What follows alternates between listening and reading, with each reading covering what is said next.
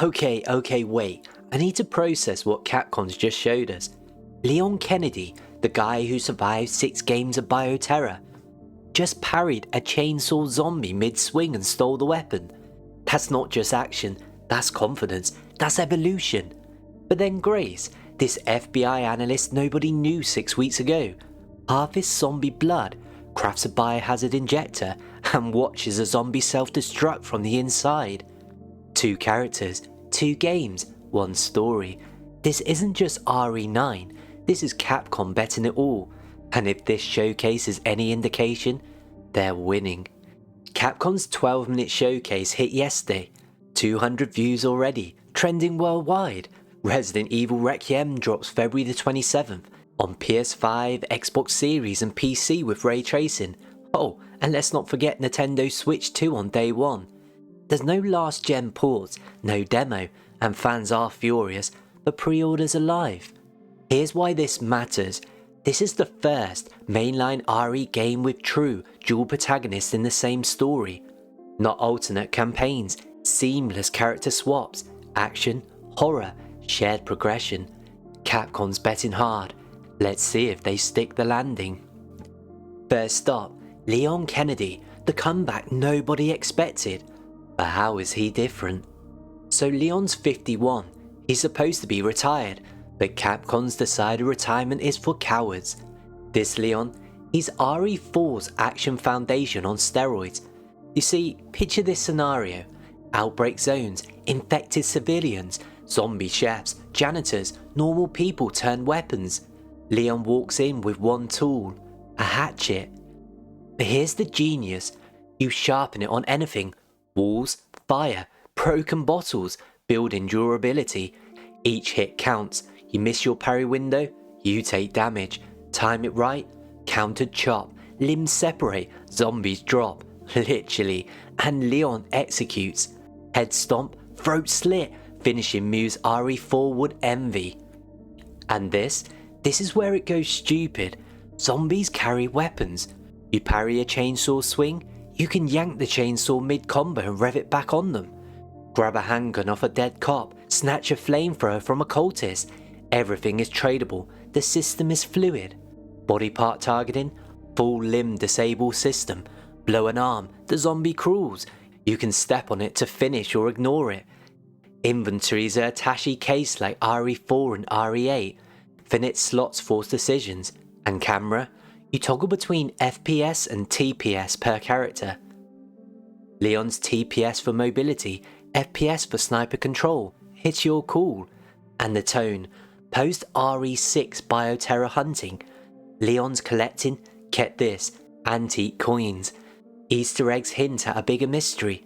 A bite mark on Leon's neck, infection creeping. Is he immune? Turning.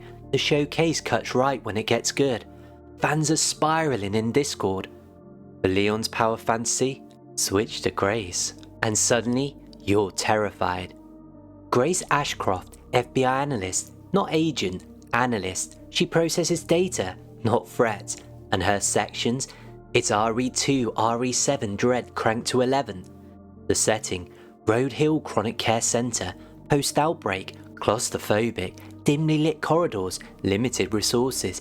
You're not hunting zombies, you're avoiding them. But here's what hooks you. Zombies keep their habits. That one, the janitor, he's still mopping, mops patterns. And then there's the chef, still cooking. You approach him wrong, he notices. Flee strategy shifts. Exploit it, lure the janitor away, slip past the chef. But one mistake, and they coordinate. They call it out, they adapt. And this, Grace's signature mechanic, blood harvesting. Special injector device, you extract infected blood, craft it into bioinjectors that explode zombies from inside, anti-mutilation shots, and special ammo for her Requiem revolver, which is a high-powered tight ammo economy. It's RE2 crafting but lethal. 1 blood harvest equals 1 victory, no waste, every decision costs. Now let's talk about the inventory. It's grid-based, like OG RE2 and RE3. Tight slots, do you carry ammo or healing, crafting materials or keys? The anxiety is the point. And difficulty, Classic modes exist. Ink ribbons for saves only, one run, permanent death, Grace in classic mode. That's permadeath survival horror, pure masochism. But here's the magic. Leon and Grace share progression. Items Grace crafts, it helps Leon later. Blood samples Grace collects, it unlocks Leon's abilities. It's not co-op, not split screen, but their stories, they intertwine. You solve one mystery twice. Leon's asking, who infected me? Grace is asking, who killed my mother? Capcom's hinting the answer is the same person, or the same force, and it's wrapped in Resident Evil's deepest lore. Umbrella, bioweapons, mutilation, everything. This isn't just a remake of past games, this is a story that ties everything together. And you know what? That's terrifying. So you're probably thinking, so mechanically, how does it work? The difficulty tiers. You have casual, with aim assist, unlimited saves in the story mode.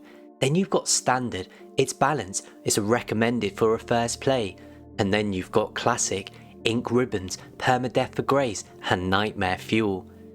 When we look at the camera systems, you have Leon, you can trigger FPS or TPS per encounter, which is mobility versus precision. And with Grace, it's fixed TPS. Best for tension, you're always exposed. And the weapons philosophy, with Leon, you can steal, swap and execute. The hatchet, chainsaw, handgun and flamethrower, you can basically just improvise how you want to kill the zombies. And with Grace, she has a Requiem revolver, crafted ammo, blood injectors. With her, it's precision over power. And the setting is post RE6 timeline. There's an outbreak in an openish city structure, not a full open world, but you can navigate it. Raccoon City ties hinted, and there's a new creature teased that showcases ends, which gives you chills. And looking at the shared progression even further, Leon and Grace split, they reunite, they swap. There's no co-op, but there's narrative connection. You solve mysteries in dual perspective.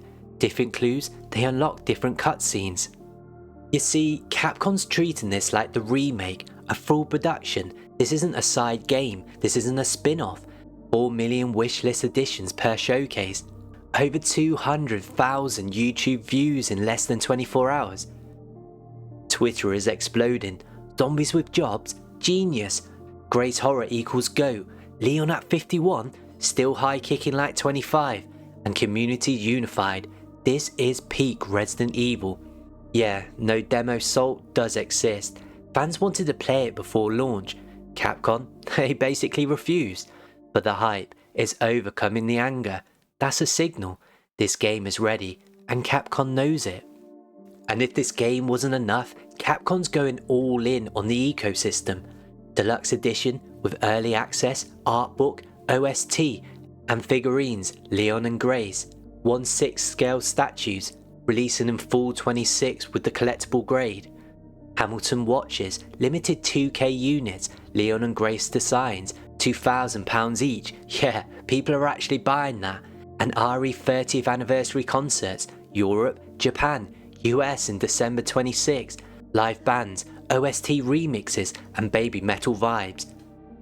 They also have Switch 2 controller skin with the day one exclusive, and even Twitch drops free Umbrella badges if you watch the showcase VOD. Fans on Twitter are selling organs for that watch. Capcom's maximising this moment. Look, Resident Evil Requiem launches in 6 weeks, pre-orders are live, deluxe bonuses lock in when stock runs out.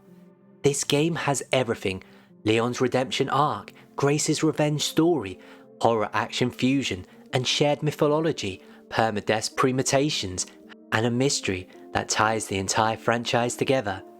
If you're an RE fan, this is your game. If you're an action horror fan, this is your game. So guys, like this video, subscribe and turn on notifications, comment your predictions, who infected Leon, what killed Grace's mother, and remember, the mystery unravels in about 6 weeks' time. Thanks for watching, I'll catch you in the next one. I liberated you. I think I want a second opinion. What is happening here? I'll keep our friends busy. What the fuck?